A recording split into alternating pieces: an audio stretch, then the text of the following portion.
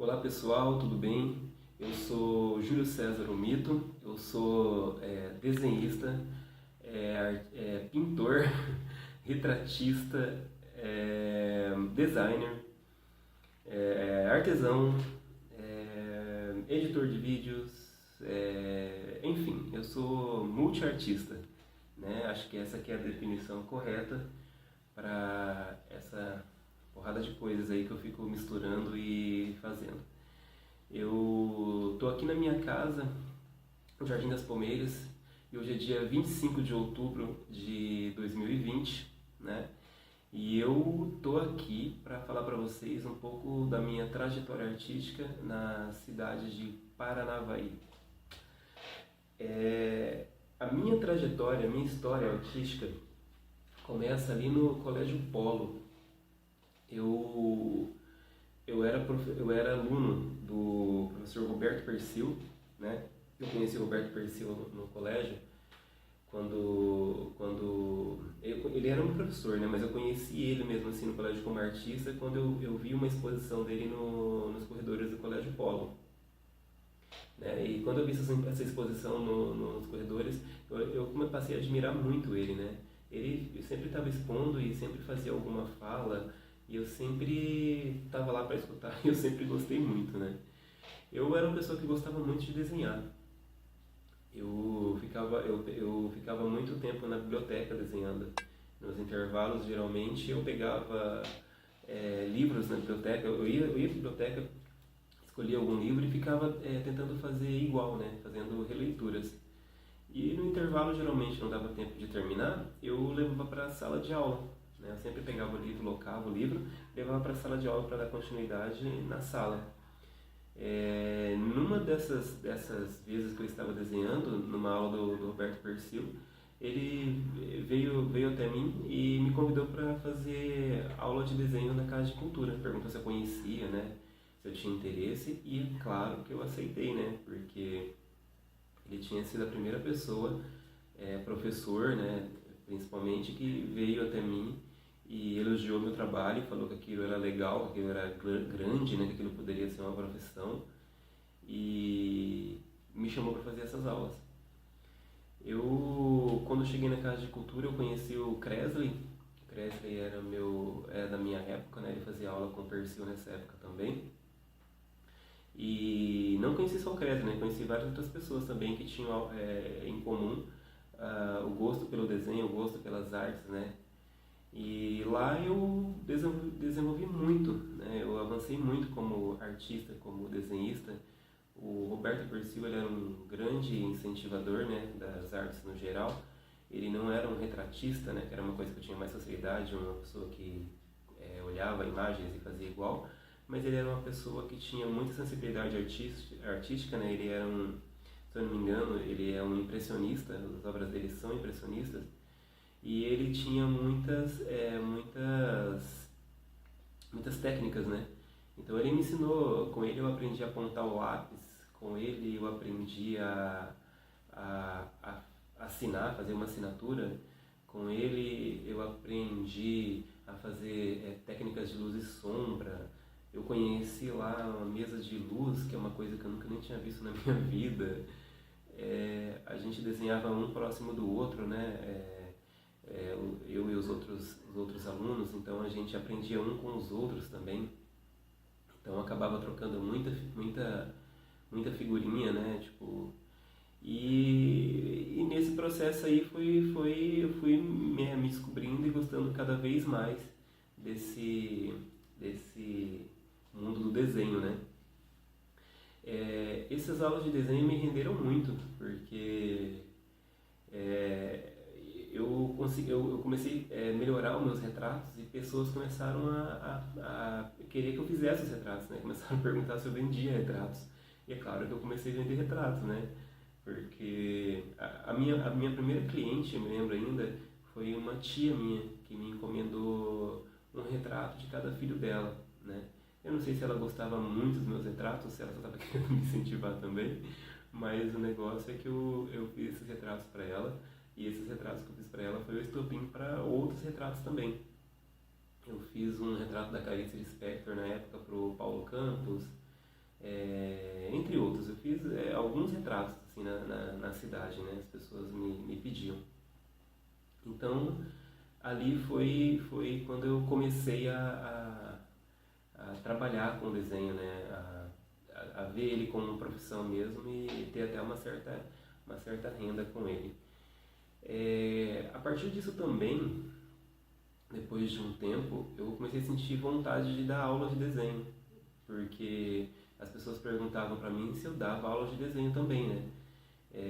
E eu fiquei tipo assim, muito feliz, né? Porque eu vi que tinha coisas assim que eu tinha aprendido no processo e eu já tinha já estava algum tempo de treino, né? De carreira assim no desenho, digamos assim, e tinha pessoas que estavam querendo aprender comigo. Então eu fui procurar uma forma de poder passar esse conhecimento que eu já tinha, né? Foi então que eu descobri um centro comunitário que tinha ao lado do Colégio Jaime Canet. E lá nesse centro comunitário tinha se eu não me engano, um centro de convivência, tinha aulas de artesanato lá, né? Tinha aula de artesanato, tinha aula de cestaria, aula de pintura em tecido, tudo que era aula de artesanato tinha nesse barracão, mas não tinha aula de desenho, né?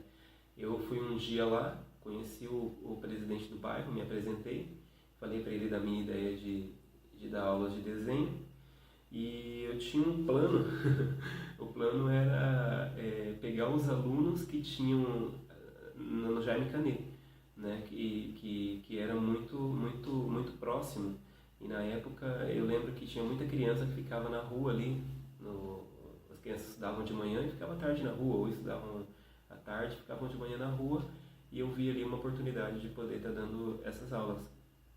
Esse presidente desse bairro me ajudou bastante, assim, ele pegou a caminhoneta que ele tinha e a gente foi em algumas escolas que ele conhecia, e lá a gente, para conseguir umas mesas e umas cadeiras e tal, e a gente conseguiu essas mesas, essas cadeiras e montamos lá um cantinho e estava tudo pronto para poder dar as aulas. Para eu conseguir os alunos, eu fui numa lan house. Na época usava-se muito lan house, acho que ainda usa, mas eu fui numa lan house fazer uns bilhetinhos e fiz alguns bilhetinhos lá com o horário das aulas, o tempo que era e o valor, que se eu não me engano cobrava R$5 por aluno, que era um preço acessível, né, simbólico, e fui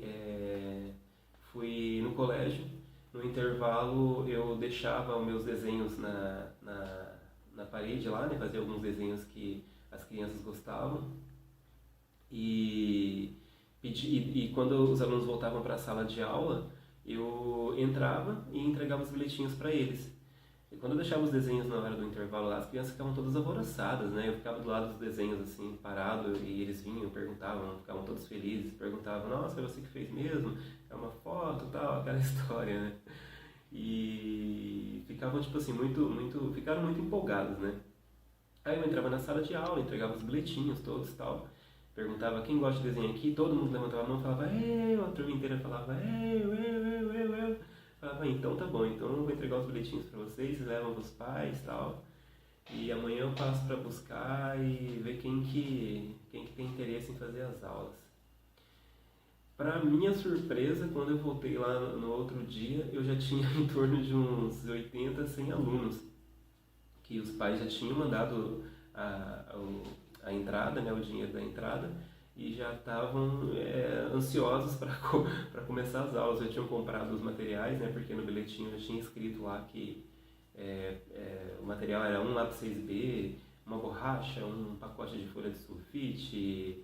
Assim, o custo era muito barato, né? Então os pais ficaram muito felizes porque tinha criança que ficava desenhando em casa, né? Tinha criança que estava sempre mostrando esse dom, então eles ficaram muito felizes. Então aí eu peguei e fui para essas aulas, né? Eu lembro que no primeiro mês, assim, eu já estava com uns 80 mesmo alunos, 80, quase cheguei a 100, dividido, fazia turmas 2 vezes na semana as aulas, né? Então eu fazia 2 turmas na semana à tarde, 2 turmas na semana de manhã. Os pais ficaram super felizes, porque as crianças não ficavam na rua, ficavam, né, tipo, o período posterior à aula, eles ficavam estudando desenho, e quando eles não estavam fazendo a aula, nos outros dias eles ficavam desenhando porque eles queriam levar o desenho para eu ver, né, tipo, tinha tipo tarefa, né, que eu dava para eles algum, tipo, façam o desenho animado que vocês mais gostam, tal. Então aí quando eles estavam em casa eles acabavam desenhando também. Então, acho que ficou muito, os pais ficaram muito felizes e as crianças também. Então, eu fiquei mais ou menos ali, acho que uns 3 meses dando essas aulas, e tinha uma pessoa que sempre estava lá, que o nome dela era Sirley Shiroff, né? Ela trabalhava com essas artesãs, ela era funcionária do Provopar, ela gerenciava essa parte, né? Ela conseguia as artesãs, organizava elas, enfim, ela gerenciava toda essa parte de cursos de artesanato. E ela me viu lá dando essas aulas e foi lá me fazer um convite. Ela falou que achou lindo, achou muito legal a minha iniciativa, achou bacana, né, que eu tinha feito todo o processo sozinho, que eu, né, enfim. Mas ela estava lá, na verdade, para me fazer um convite que era, na verdade, para eu entrar com ela num projeto de decoração natalina com garrafas PET, né? O Provopar estava com um projeto que se chamava Reciclar é Bonito, Enfeitar é Bonito, Reciclar é Infinito. Então ela estava com essa ideia de fazer esse trabalho, e ali em torno de 2006, mais ou menos, isso mesmo, era em torno de 2006. Então ela pegou, estava com essa ideia desse projeto, e ela foi lá me convidar para ajudar ela nesse projeto. A ideia dela era que eu coordenasse as artesãs, e desenvolvesse os protótipos das peças, porque era uma coisa nova para todo mundo, não era uma coisa que tinha sido feita na cidade. Todas as cidades do Brasil várias cidades do Brasil estavam fazendo esse tipo de trabalho, mas quase ninguém tinha muito conhecimento do resultado. Então eu tive uma missão que era a seguinte: eu tinha que organizar os materiais, por exemplo, eu tinha que descobrir como armazenar as garrafas, como higienizar as garrafas, como armazenar as garrafas, como separar em etapas as peças, né? Criar protótipos, deixar os protótipos prontos e criar passo a passo para depois ser distribuído para os artesãos da cidade. Porque a ideia não era só fazer a decoração da cidade, a ideia era decorar e gerar renda para os artesãos da cidade, que eram muitos, né? Então, tipo, o Paranavaí tinha e tem, né, muitos artesãos. É uma cidade que sempre teve muito artista, muito artesão, né? É uma coisa que Paranavaí tem como característica. Então, eu tinha que fazer esse trabalho de organização do projeto, né? Ajudar a elaborar o projeto e organizar de uma forma que os artesãos a gente conseguisse executar o trabalho em equipe. A equipe, né, no meio do projeto ali, então eu fiz dessa parte, né, fiz em torno de mais ou menos 6 meses, que a gente tinha um ano para fazer a organização organização não, a gente tinha um ano para elaborar e desenvolver essas decorações, porque a ideia era decorar o Natal, a gente estava no começo do ano e tinha que ser decorado no fim do ano, então em torno mais ou menos de uns 6 meses, aí, 4 a 6 meses, eu fiquei desenvolvendo esses protótipos, esse processo, e depois, com tudo meio que já caminho andado, começou a chegar os artesãos, né? Então aí eu tinha a missão de ensinar os artesãos, né, todo aquele processo que eu tinha desenvolvido, né, em parceria com a Asterday, e passar para eles um passo a passo, né, e de forma que as coisas dessem certo, né. O projeto era mas ele acabou crescendo um monte, ele ficou gigante. A gente chegou a ter, acho que em torno de 100 artesãos circulando no Provopar, né? O barracão que a gente ficava era o barracão do Provopar, que era um barracão bem grande, né? Que tinha bastante espaço. E a gente fez, olha, ficou muita gente feliz, porque tinha muitos artesãos que estavam há muito tempo sem trabalhar, tinha pessoas que não eram artesãos que a gente depois teve que pegar e ensinar a fazer os trabalhos, porque supriu muito, assim, a gente pegou os artesãos, ensinou e ainda assim faltou mão de obra. Esses artesãos multiplicaram, né? Tipo, eu não ficava ensinando todo mundo mais, porque eu não era o único artesão lá, eu meio que introduzi eles, mas eles por conta começaram também a desenvolver peças, por conta eles começaram a trazer ideias. O trabalho ficou um trabalho de equipe, que não era uma equipe pequena, era uma equipe bem grande, e muita gente ficou feliz. Então, assim, foi um processo longo, foi um processo muito legal, foi um processo que englobou bastante pessoas. Quando a gente estava chegando no final, ali no final do ano, para entregar as peças, eu lembro até hoje quando a gente viu aquele barracão cheio de coisas prontas, a gente desenvolveu uma árvore de 5 metros de altura de garrafa PET, a gente fez bonecos de neve, a gente fez outras árvores menores, a gente fez guirlandas, enfim, a gente fez várias decorações natalinas com garrafa PET. Quando a gente foi, na verdade, quando o trabalho foi tão legal que a gente nem ficou fazendo coisa só para Paranavaí. Teve pessoas da cidade, da região inteira, que ficaram sabendo do projeto, e eles iam lá visitar e compravam compravam guirlandas. Se eu não me engano, acho que várias prefeituras da região decoraram as portas das prefeituras com as guirlandas que a gente desenvolveu aqui na cidade de Paranavaí. Então, não ficou só aqui. Inclusive, nesse processo de pessoas virem visitar, veio o pessoal da prefeitura de Santa Isabel do Ivaí, que veio, gostou muito, ficaram super empolgados e me convidaram para ir para lá também e assessorar eles e coordenar uma equipe de artesãos que eles tinham lá também, que eles também queriam desenvolver essas decorações natalinas de PET. Então, né, eu fui lá, assessorei eles e foi um processo bem legal também, que foi até uma forma de levar o nome da cidade para outra cidade, né? E o resultado lá também foi muito legal.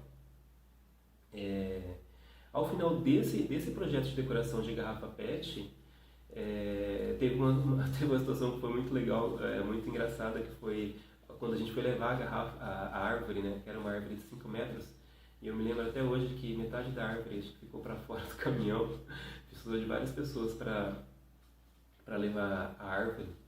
Essa árvore ela ficou do lado da prefeitura, do lado da casinha do Papai Noel. As guirlandas ficaram espalhadas pela cidade. Ficou um Natal muito bonito. As pessoas elogiaram demais, assim, demais. Foi incrível. Os artesãos que participaram, assim, além de terem conseguido uma renda, porque o projeto pagava esses artesãos de uma certa, pagava os artesãos com o próprio trabalho deles, né? Como a gente vendeu muitas peças, então acabou gerando bastante renda para os artesãos. Então foi muito legal, o Natal foi muito bonito, todo mundo ficou feliz, todos ficaram satisfeitos e foi um trabalho que ficou muito, muito legal. Lá nesse barracão a gente não fazia só essas decorações de carnaval, a gente não ficou no Natal, né? A gente não ficou só nessas decorações de Natal. A gente fez também um carnaval. Teve um carnaval lá nesse barracão do Provopar, que também foi todo decorado com materiais reciclados e com outros materiais também, porque como a gente estava com uma equipe de artesão lá dentro muito grande, eles traziam outras ideias, então a gente aproveitava essas ideias para fazer decorações. Esse carnaval foi tão legal que eu me lembro que o Sesc, a Tânia, né, eles levaram peças de teatro para acontecer na noite. Então teve o carnaval durante o dia e à noite teve apresentações de peças de teatro. E assim, foi uma interação muito boa com o Provopar e com o Sesc, né, que já foi lá e aproveitando já aquelas decorações, todo aquele ambiente que estava com aquele suspiro de arte, né, aquela coisa toda já decorada. E enfim, foi muito legal. Aí depois dessa fase de decoração natalina, né, de esse processo todo de desenho, né, e transição para o artesanato, foi uma transição que aconteceu. Nesse meio tempo eu dei algumas aulas de desenho. Eu dei aulas de desenho depois que eu parei de dar as aulas no Barracão. Eu fui no Provopar, né? Mas eu dava aulas de desenho num colégio chamado Colégio Dácia, nas Populares de São Jorge. Eu dividia meu tempo com o Barracão lá, com as decorações, e o Colégio Dácia. E dei aula também na Book House Papelaria. E que foi muito legal também. Então, assim, eu nunca abandonei o desenho, né? Eu só ampliei os horizontes ali e fiz uma fusão dessas duas coisas. Nessa época também eu fiz minha primeira ilustração, né? E foi até um contato com o meu primeiro trabalho, meio que finalizou num trabalho digital, que era uma coisa que eu sempre gostei muito, de artes digitais, mas eu ainda não tinha, né, iniciado nesse processo, ainda estava no trabalho mais tradicional, né, mais manual. Eu fiz um trabalho para a campanha de implante dentário. Foi um trabalho muito legal também, porque eu consegui pegar umas referências da cidade. Eu fiz uma criança caindo do Ralph do Norastão, e segurando o dente na mão, assim, e aí a frase dizia: salve o seu dente, né? Se a pessoa quebrar o dente, ela não perdeu o dente, ela podia correr para o dentista e fazer o reimplante. Então, assim, esse foi um processo, essa parte toda, esse processo todo de desenho, de artesanato, tudo isso já foi me dando bagagem para algumas coisas que eu até estou fazendo atualmente, né? Eu dei também oficinas de artesanato com garrafa PET no Sesc. O Sesc também se interessou pelo projeto e eu também acabei dando algumas oficinas lá. E bom, o que eu me lembro agora foi isso mesmo, né? Foi no Sesc, foi assim, já foi grandioso, né? Foi um trabalho que rendeu muito. Então, ainda no Sesc, eu participei também do Festival Monteiro Lobato. E também vindo ali do Provopar, que eu conheci a Tânia, né? A Tânia me conheceu e fez esse convite para eu fazer algumas fotografias lá. E eu dei oficina de garrafa PET lá para as crianças, de algumas pecinhas. Dei oficina de desenho, né, nessa feira do Monteiro Lobato, e ajudei também com algumas decorações do festival, né? Foi bem legal também. Foi um trabalho que também me acrescentou muito como trabalho de cenografia, acredito eu, porque eu acho que foi onde eu fiz meu primeiro trabalho de cenografia, de decorar eu fiz umas decorações para umas peças de teatro infantis que estava tendo no festival. Depois desse processo aí, eu fui para Curitiba fazer a graduação de artes visuais. Então eu iniciei a faculdade de artes visuais, não finalizei, e retornei para Paranavaí. Em Paranavaí eu retornei com uma coisa que era algo que eu sempre quis fazer. Eu meio que, não vou dizer que eu virei a página, mas eu dei mais um passo, que foi trabalhar com trabalhos digitais. Na época eu consegui adquirir um computador, né? E estava muito acessível você comprar um computador, estava muito acessível, o conhecimento começou a ficar muito acessível, né? Eu sempre fui muito autodidata, então eu acabei comprando um computador e acabei meio que realizando um sonho que era o de aprender Photoshop, Illustrator, aprender programas de artes digitais. Então assim, para mim foi muito bom porque foi muito bom, eu digo, eu ter comprado o computador, porque com acesso à internet eu descobri o YouTube e quando eu descobri o YouTube eu descobri que tinha tudo lá. Eu descobri que eu podia fazer uma pergunta e eu descobri que eu podia aprender várias coisas sozinho. Então eu comecei a aprender tudo sobre artes digitais. Nessa época eu gostava muito de animação também. Era um sonho que eu tinha, que era aprender a fazer animação. Então eu comecei a estudar também os princípios da animação do Walt Disney, que era uma coisa, um dicionário, um manual da animação, né, para quem está querendo aprender essa linguagem, essa arte. E apareceu para mim o Festival do Minuto. O Festival do Minuto eu conheci ele, que era um festival que você podia mandar uma animação até 1 minuto, né? E aí eu vi ali uma oportunidade de estar estudando, porque eu sempre quis estudar coisas que o que me sempre incentivava a estudar era algo que fosse construtivo, algo que eu conseguiria ver um resultado em algum lugar. Então eu me incentivei a aprender animação e aprendi o processo. Levei em torno de 6 meses mais ou menos para aprender todo o processo. O Festival do Minuto acho que era no fim do ano mais ou menos. E eu fiz uma animação de uma criança, que na verdade era eu, só que fiz eu numa versão negra. Eu lembrei das minhas vivências aqui na região de Paranavaí, das fazendas, onde eu ia colher manga com meus primos e a gente tinha o hábito de tacar a pedra na manga e correr e pegar ela com a mão, né?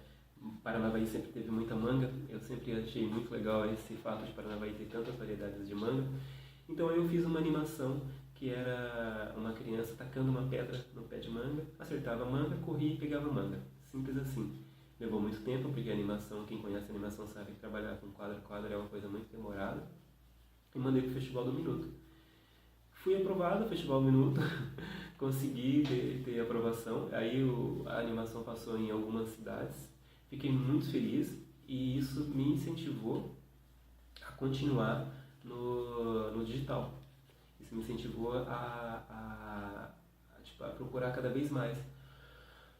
Eu comecei a estudar sobre designer, o que era ser um designer, né? O que um designer fazia. E eu descobri que designer é uma profissão assim, que tinha tudo a ver com o meu processo, aquele processo que eu comecei lá na Casa de Cultura, aquele processo que eu passei ali pelos meus trabalhos de artesanato, né? Com as decorações. Porque se você desenha, você pode ser um designer, que você pode usar isso em logomarcas, em ilustração, em animação. Se você faz artesanato, você tem uma noção de formas, de encaixes, de resolver problemas, né? Porque o designer ele resolve problemas. Tudo isso você vai meio que juntando, misturando e você vai digitalizando. Você vai fazendo à mão digitalmente. Então, isso fez o seu que eu estou fazendo, ser o que eu sou hoje, né? Que é uma pessoa que faz mais trabalhos de designer, né? Designer, edição de vídeo, animação de logomarca, que é uma arte chamada motion designer. E nesse processo eu comecei a trabalhar com a minha esposa. Ela tem a gente tem, né? Um canal,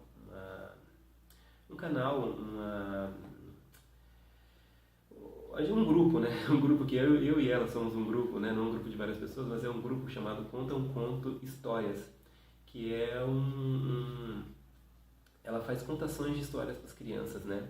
Então ela tem formação em artes cênicas, então ela é das artes cênicas. Eu vi aí uma oportunidade de a gente estar fazendo uma parceria e fazendo trabalhos juntos. Então eu desenvolvi para ela uma logomarca, né? Com a cara da Conta um Conto, e comecei a fazer para ela os adereços das peças de teatro, né? Então eu comecei a fazer todos os adereços de decorações, eu comecei a fazer todas as edições, eu comecei a filmar, então eu comecei a fazer todo esse trabalho de produção de material audiovisual mesmo, né? Não só de audiovisual, né? Porque eu também eu estou falando de material audiovisual porque a gente está numa fase muito de fazer lives, né? Uma fase muito, por conta dessa pandemia que a gente está vivendo, uma fase muito de trabalho em casa, mas a gente fez vários trabalhos ao ar livre. Então eu sempre fiz para ela bonecos, eu fiz um guarda-chuva uma vez, que foi um guarda-chuva que fez muito sucesso, que foi um guarda-chuva em forma de arara, né, de gralha azul, para um festival que teve no Sesc, Feira do Livro, né. Então, para a Feira do Livro, por exemplo, né, como um exemplo, eu fiz essa gralha e eu fiz a edição do áudio, eu fiz toda a cenografia que envolvia a peça e eu deixo, né, tudo pronto para ela atuar. Atualmente esse é o meu trabalho. A minha arte, né, que eu tenho feito agora é essa. Eu faço isso com ela, né, e não só com ela, faço isso com outros artistas. A gente tem feito várias lives. Em todas essas lives que a gente tem feito, eu crio os acessórios. Entre eles, agora um dos últimos foi um kamishibai, que eu fiz para ela fazer uma contação do Nezumi, que é uma caixa de tradição japonesa, né, onde você conta histórias, você vai tirando as figuras de dentro dessa caixa. Eu fiz a caixa, eu filmei, eu editei, eu fiz a vinheta, eu fiz todo o processo. E é assim que eu estou contribuindo agora, né? Editando, montando. Eu acredito que o meu trabalho agora ele é um trabalho que contribui para artistas fazerem arte, né? Então, acredito que a minha contribuição agora para a arte, a minha transformação se dá com isso. Então, eu estou ajudando artistas locais a transformarem a sua arte, fazer arte para artistas locais mostrarem sua arte, né? E eu tenho que fazer uma boa arte para apresentar a arte desses artistas. E acredito que o meu trabalho acrescente muito a vida das pessoas, porque não só porque eu ajudo esses artistas, mas porque esses artistas transformam a vida de outras pessoas. Então esse processo todo é grande, é um processo bonito, né? E eu só tenho a agradecer Paranavaí, eu tenho a agradecer o Roberto Persil, agradecer a Casa de Cultura, né, por ter me proporcionado esse olhar, ter mostrado para mim que o que eu faço é importante, o que eu faço é grande. E então acredito que é isso, acredito que o meu lugar no mundo agora é esse e que é isso que eu tenho que fazer. E acredito que é por isso que eu ajudo as coisas ficarem... Acho que o meu trabalho é ajudar as coisas ficarem mais bonitas no mundo, né? Fazer as pessoas enxergarem coisas bonitas e se alegrarem. Então, é isso, um pouco da minha trajetória.